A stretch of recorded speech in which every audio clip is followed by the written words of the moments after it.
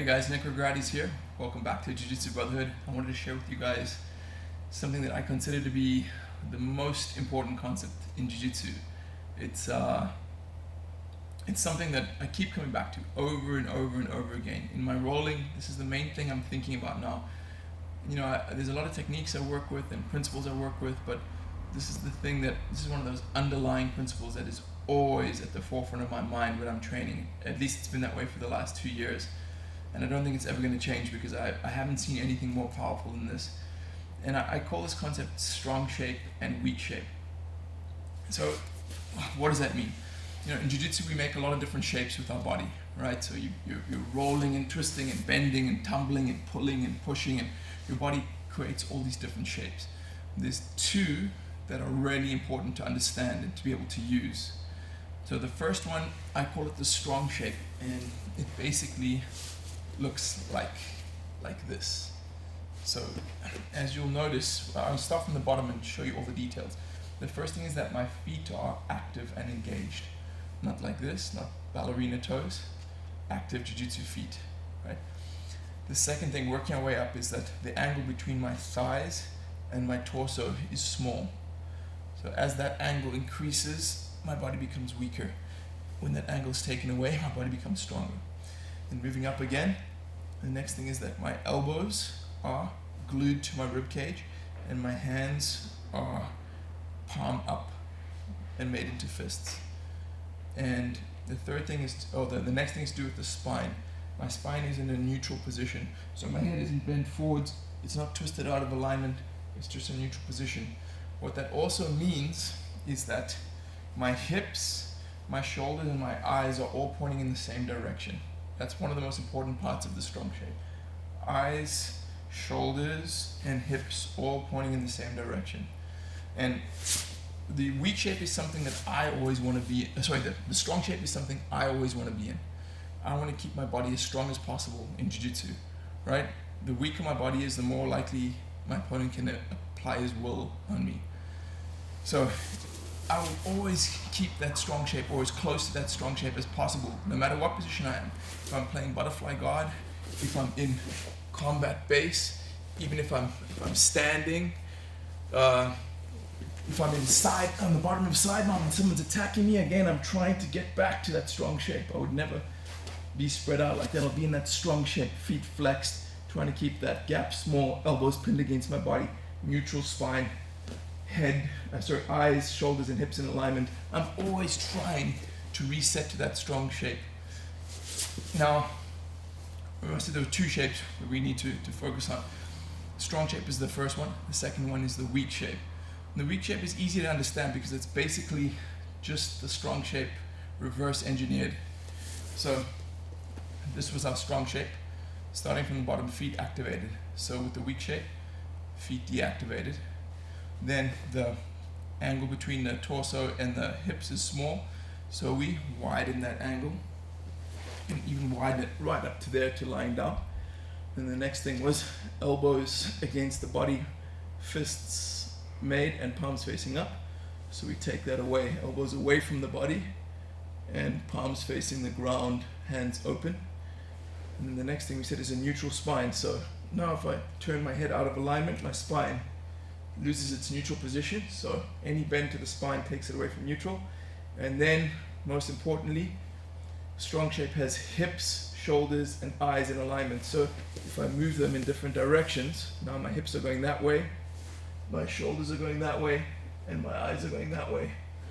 That's the weakest shape the body can be in that I've found, or one of the weakest that I've found. So when we're training in Jiu-Jitsu, you want to be in the strong shape as much as possible, and you want to try to have your opponent in the weak shape as much as possible. So now I'm going to use my buddy Oscar to show you guys some examples of the strong and weak shape in action. Now, you should be able to, sooner or later, if you internalize this concept, you'll see it everywhere, and you'll feel it everywhere while you're rolling. If you put your body into the strong shape, you'll feel better. You'll feel stronger. It'll be more difficult for your opponent to manipulate you. And if you put your opponent into the weak shape, you will feel that his body becomes more easily to manipulate, and it's easy to catch submissions and sweeps and things like that. So first example I'm going to show you guys is the side mount. Now, This is a kind of a judo style side mount that I used to use quite a lot. I still see a lot of jiu-jitsu guys using. So they'll have their legs splayed wide like this to get a nice stable base, and then they'll be holding like this. Now, if you pay close attention, you'll see that this is actually not the strongest shape it could be.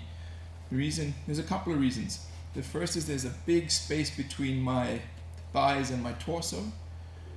The second is the hips. If you imagine two lines shooting out from my hips, they're pointing that way, and my shoulders are pointing that way. So that way and that way means they're out of alignment. So what I would do to make this a stronger shape and a better position is that. Right now you see my hips have moved closer to my torso, and also my hips and my shoulders are aligned. That's just one example. There are many. You'll find many now that this has been unlocked in your mind. You'll see many examples of how to use that strong shape. Let's look at the weak shape. So an example, I've got Oscar in the mount position.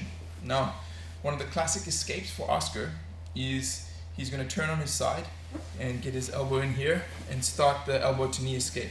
And when he does that, look this way please, Oscar, he's naturally putting himself in the strong shape.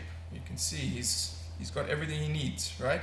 Elbows are close to his center, he's got a neutral spine, shoulders, hips, and eyes are all pointing in the same direction. He's trying to bring his knees up to take that space away. So the first thing I'm going to do, I'm not going to worry about a technique. Right? I'm not going to be thinking, oh damn, I've got to do a technique to stop him, or what's the answer?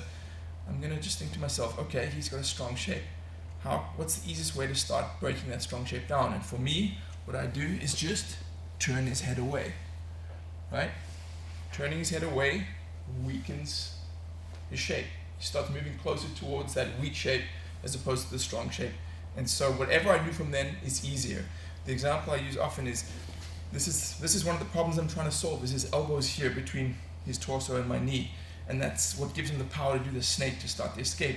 If I just try to pull the elbow out now, resist, Oscar. If I try to pull it out now, it's not coming out. Whereas if the body is weakened, the elbow comes out easily. So, thank you, Oscar. That is, I really believe, the most important concept in Jiu-Jitsu. The strong shape.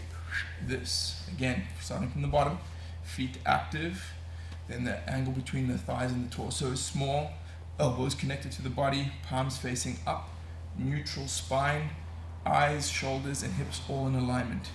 Always try to reset or approximate the shape as much as possible.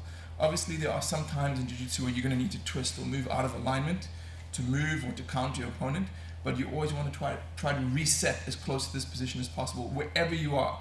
It could be on the top, it could be on the bottom, the guy could be on your back, you could be on his back, doesn't matter. Try to reset back to this strong shape.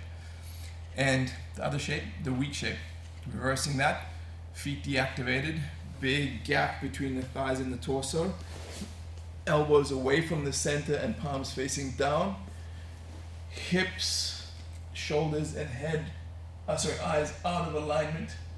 That's the weak shape. Try to get your opponent into that shape. Doesn't matter what position or what technique you're trying to do to him. If you put him in that shape, it will be easier to do it. So there it is, guys, the strong and weak shape. I hope that works out for you and hope it improves your jiu-jitsu. Thanks for watching.